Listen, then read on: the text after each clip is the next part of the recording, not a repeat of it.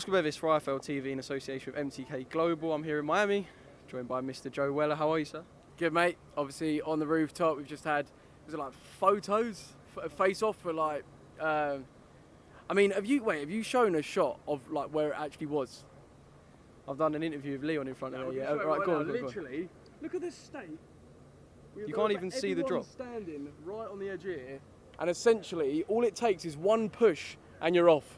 I don't know how it got past health and safety, but I mean, yeah, it's decent. One push and you're off, and yet you decide to put Jake Paul and Ethan Gibb together right next to the edge. Yeah, literally outrageous, but luckily they were well behaved. Obviously, they were both very like cold, both very just seemed like well in the zone. Unlike, you know, the last fight, I felt, especially Logan, he was a bit, you know, doing the show, playing up to camera, trying to be a dickhead, essentially. Whereas them two, they were, you know, in the zone, focused, and yeah, they both look cold-hearted killers. So yeah, it's good shit. It was a good head-to-head, and it was intense, but away from the head-to-head, and I've just said this to you off camera, I feel like he's just going to run out of energy and just collapse on the morning on Thursday. He's so energetic. Is he still sort of in that YouTube comedy mode? Is there a risk that that could be something that could play sort of against him? Well, Gibbo, well, yeah, Gibbs an absolute, nah, he's just there. No, yeah, Gibbs, basically, he's always been so energetic. He's always been so, you know, crazy like that. And that's why he's able to, like, apply the pressure, you know, be a bruiser, come forward and not run out of gas. I don't think he'll have an adrenaline dump, but most people would. If they were acting like that, you know, on fight week, I think it would get too much. But now I think he'll be fine. That's just who he is. And obviously he lives for the cameras as well. I just saw that interview with Sky Sports where, yeah, he just does live for it, doesn't he? Is this sort of the perfect platform for him? If the YouTubers were going to go into one sport, is this sort of boxing or any combat sport the sort of one that it had to be, the sort of with the way most of them are? Well, I think, yeah, there's the whole thing of like person versus person going head on in combat. I think that's what's just going to bring out the personalities most in like YouTubers, because they're all egos, right? They're all egos. I'm the best, I'm the best, I'm the best.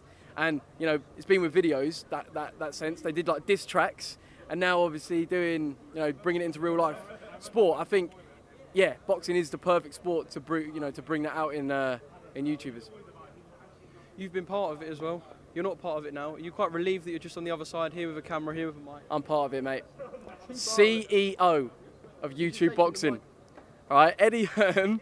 I actually had a chat with him the other day, right? And he was like, yeah, mate, if you just held off and waited till now to do your fight, you would be a multi-millionaire. And that actually hit hard.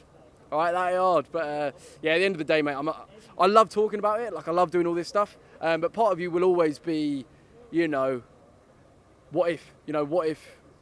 Yeah, I did do it. What if I did, you know, commit to it? But, you know, I respect these guys. The fact that they're able to, you know, commit and do it and love it, fair play. I'm here to enjoy it while it lasts, because, you know, I don't think it's actually going to be around for too much longer. Like YouTube boxing, you know, there's not many YouTubers that do YouTube boxing, as in like properly, professionally, will want to do it like these guys are. And yeah, I think the narrative is sort of like running out a bit after this fight. But yeah, I'll give you the mic back now. Thanks for that. But are the fans going to stick around? You say you don't feel like YouTube boxing will last. Will the fans stick around? No, the YouTube fans will do whatever the YouTube, you know, they love the YouTubers. Well, that's the thing. If the YouTubers aren't there, are they going to be sticking around to watch Tevin Farmer's world title defence, to watch Demetrius Andrade? In my opinion, no.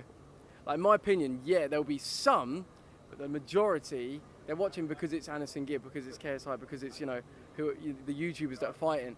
You know, these guys could do, I'm not gonna lie, they could do multiple different sports. Whatever sport, you know, when we play football, they all sell out stadiums. You know, it's like, it's the personalities they're into, and I don't, you know, I'm not gonna lie, they obviously probably, when they're selling it to the zone, they're like, yeah, everyone's gonna, all these kids are gonna fall in love with Tevin Farmer and you know, different boxes. But I think the brutal honesty is that they're, you know, they're following the YouTubers, and that's sort of where it's going to stay at, mostly, I think. I want to ask you about Jake Paul now and how he's sort of coming across. Just sort of the aura around him. He does walk around like a big celebrity, like he's got a big entourage, he's got his security, and he comes across with a WBC belt like he's sort of a big personality. What do you actually make of Jake as a person? Do you know him well? Have you interacted with him many times? Well, yeah, I mean, I've interacted with him on and off camera. And on camera, obviously, it's always playing up to camera. I am the absolute bollocks, you know, making out like he's the biggest celebrity.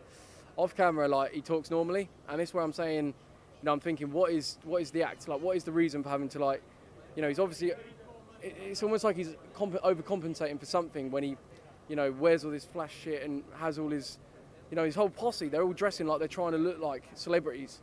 Do you know what I mean? I want to know, like, who's the person that talks to his mum at night? Who's that person? Because you can't chat shit and pretend to be someone you're not when you're talking to your mum. Do you know what I mean? I want to know who that is, because, like, Gib, he's been the same person, you know, all along. JJ, me, we're all ourselves when we do this stuff. So, yeah, I want to know, like, what is he at? What is it? I don't get it. And if it's not the real him, he's going to get found out, I think, fight night, if he loses, how he reacts. Because if it's all been an act all along, I think he'll flip out, he'll be in denial, you know, he won't be able to accept it. A bit like his brother, a little bit, I think.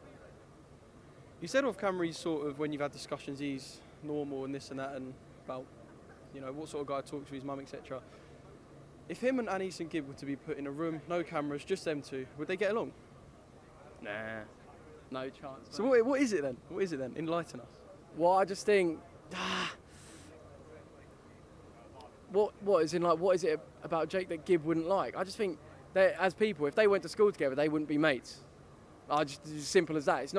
There's nothing too crazy. It's just like some people just don't get on. You know, some people, yeah, like, I personally, I mean, you must be similar. If you're able to go and interview loads of different people, maybe you're better able, you know, talking to different types of people. Some people just don't get along. But not everyone can be Oscar. You know what I mean? That's going to be my bio on Instagram now. That's going to be my new Instagram bio. Not everyone can be Oscar. Finally, prediction. I mean, I know you're good friends with Anis and Gib, so I'm not expecting you to say that Jake Paul's going to flatten him inside 2 rounds, but from what you've seen of him, whether it be in person or on the videos that you've seen of him on the pads, what do you think? Knockout, distance? I think it's difficult. I think, in my mind, I think it's going to be Gib comes forward. His pressure's too much. He's going to break Jake Paul's heart.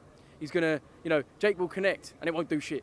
Like, he'll hit him with his best shot and it won't do nothing, because Gib will keep coming forward, apply the aggression, and I think it will either go to points and Gib wins because he's orchestrated the fight essentially, or he'll get the stoppage because he's just overwhelmed him. It'll be a TKO. I don't think it'll be a knockout. I don't think Gib's got the accuracy and all that. It will be just very rough, like, you know, forearms and not dirty. No, but, like, do you know what I mean? A lot of accidental, but just putting that pressure on, bringing it to him, and I don't think Jake will take it personally. That's what I think. Gold Star Promotions is proud to present Floyd Money Mayweather. The man himself is coming to the UK for his UK tour, February and March 2020. For all info and tickets, goldstarpromotions.co.uk.